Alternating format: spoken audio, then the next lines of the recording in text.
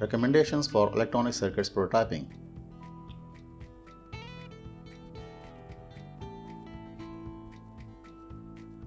Use a 30-watt soldering iron to solder a component in Vero board.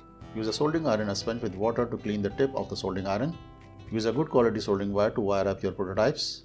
Use a proper wire wrapping wire to wire up your prototypes. Use soldering fume extractor to protect yourself from the fumes of the soldering wire. Use a good quality tin-coated Vero board for your prototyping.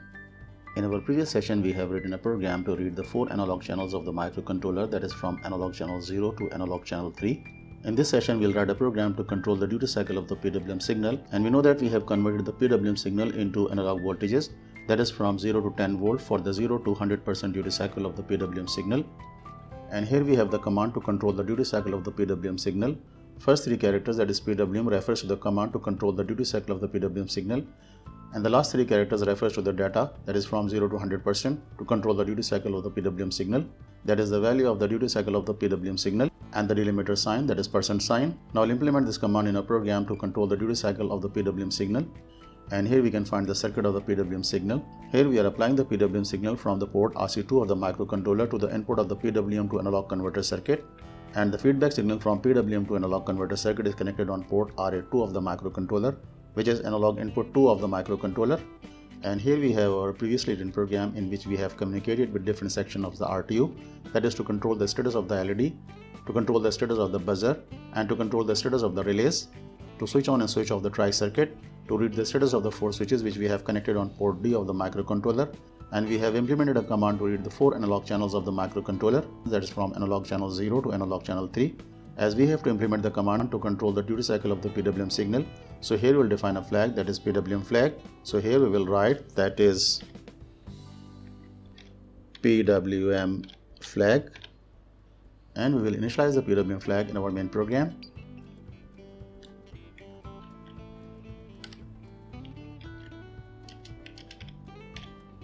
And now we'll go to the help. In help, we'll go to the micro C Pro for PIC libraries, and here we'll go to the PWM library,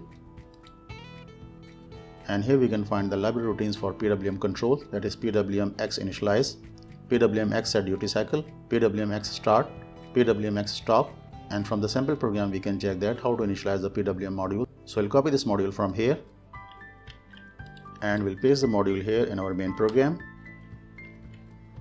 and we'll set the frequency of the PWM signal to the 1 kHz. We will go to the help once again, and here we can check from the sample program that how to control the duty cycle of the PWM signal. So here we'll copy this module from here, and we'll paste the module here in our main program, and we'll set the current duty cycle to the 0.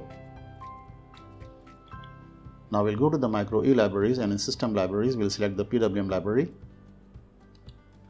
and now we'll add a subroutine, that is PWM control routine. So here we will write that is PWM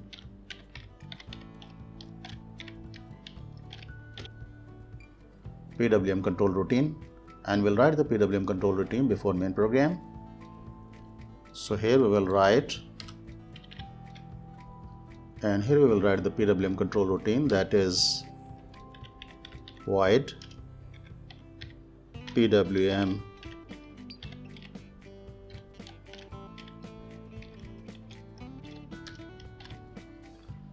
and we will write the PWM control routine between these 2 braces.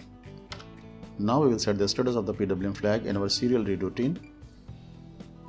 So here we'll copy these 3 lines from our previously written program, that is Control C, and we'll paste it here, Control V, and we'll modify these commands according to our new subroutine. And here we will replace these 3 characters from PWM, and here we'll also replace this flag, that is NF flag, with PWM flag. So here we will write that is PWM. So if the first 3 characters of the receive string will be compared with PWM, then the value of the flag, that is PWM flag, will be 1. And now we'll use this flag, that is PWM flag, in our PWM control routine. So here we will check the status of the PWM flag, that is if PWM FLG equals to 1, then our program will come into this if condition. and we'll copy the string copy prototype from the LED print routine. So here we'll copy this prototype from here and we'll paste the prototype here in our PWM control routine, that is control V. Here in this prototype we'll copy 3 characters from the receive string after 3 characters of the PWM command, and we have moved the data characters in data string. Now we'll convert the data string into integer, and here we can find we have defined an unsigned integer as data register. So we will use this variable, that is data register, in our PWM control routine, and we'll copy this command to convert the string into integer from LED print routine. So we'll copy this command from here and we'll paste the command here in our PWM control routine. Now we'll check the data register. If the value of the data register is less than or equals to 100, then we'll send the value to the PWM duty control register. So here we'll write that is if data register is less than or equals to 100, then our program will come into this if condition. And here we can check from the PWM library, that is the prototype, that is PWM-X set duty cycle, and here we can check from the description that the PWM1 set duty cycle sets PWM duty ratio. Parameter duty takes value from 0 to 255. It means that we'll convert the number that is 0 to 100 to a number that is 0 to 255, and if the value of the data register will be less than or equals to 100, then we will multiply the data register with a constant number that is 2.55, and it will convert the number that is from 0 to 100 into a number that is from 0 to 255.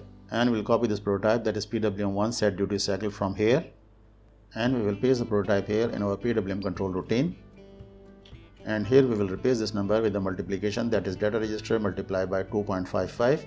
So we'll copy this variable from here and we will paste the variable here, and here we will multiply the data register with a constant, that is 2.55.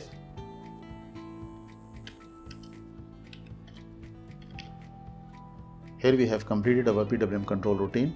Now I'll reset the PWM flag before leaving this routine. So here we will write that is PWM flag equals to 0. Now we'll compile our program and we will validate the result of our program on our prototype. Okay, compile. We'll go to the file, import hex, and here we have the hex file which we have compiled recently. Okay, write. Now we'll send the command to control the duty cycle of the PWM signal from the USR terminal of macro C, and we know that we have converted the PWM signal into analog voltages, and here we can find we are getting 0.02 volt at the output of PWM to analog converter circuit. And now we'll connect the COM port 3. Okay, connect. And now we send the command to control the duty cycle of the PWM signal for 25%. So here we will write that is PWM 025, that is 25%, and the delimiter sign, that is percentage sign, and we'll send the command to the RTU. Okay, send. Here we can find we are getting 2.95 volts at 25% duty cycle of the PWM signal. Now we send the command to control the duty cycle of the PWM signal for 50%. So here we will write that is 50. Okay, send. And here we can find we are getting 5.95 volt at the 50% duty cycle. And now we'll send the command to set the duty cycle of the PWM signal for 75. And we'll write that is 75. And we'll send the command to the RTU.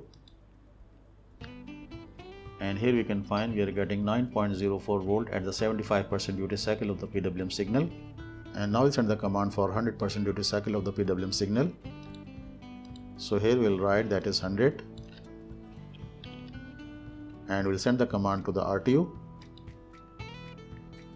and here we can find we are getting 10.43 volts at the output of PWM to analog converter circuit, and the duty cycle of the PWM signal is 100%. Here we have checked the output of the PWM to analog converter circuit is non-linear. We can control the linearity of the output voltages by taking the feedback from PWM to analog converter circuit to the microcontroller.